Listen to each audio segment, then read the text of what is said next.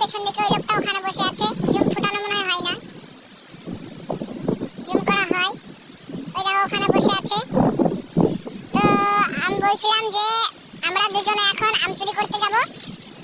আর আমের গাছটা আছে সামনে, ওইদিকে লোকও আছে, যদি কেউ দেখে নেয় তাহলে আমাদেরকে মারবে। আমরা বলছিলাম ওখানে সামনে পদি আছে, এখন যাওয়া যাবে না, একটু পরে যাবো, তোমাদেরকে ডাইরেক্ট দেখাবো যে আমরা কিভাবে গিয়েছিলাম। তো তোমরা সব আমার সঙ্গে থাকো।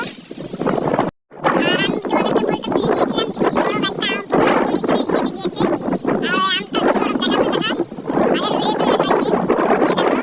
একটা আম চুরি করে নিয়েছে, কত বড় আম, ও একা খেতে পারবে না, তো বাড়ি নিয়ে চলে যাবে, ও বাড়িতে গিয়ে সবাই মিলে খাবে। তো আমরা আরো আম চুরি করবো, তোমরা আমার সঙ্গে থাকো। পারতে পেরে গেছে মোটা আম। তুই একা খেতে পারবি তো? উঠে ওখানে লুকিয়ে থাক। আম চুরি করা মাস্টার সৌরভ, জানা তুই চুরি জলদি যা। তো আমি যেটা মেন কথা বলছিলাম, আমরা এখন বাগানে আছি।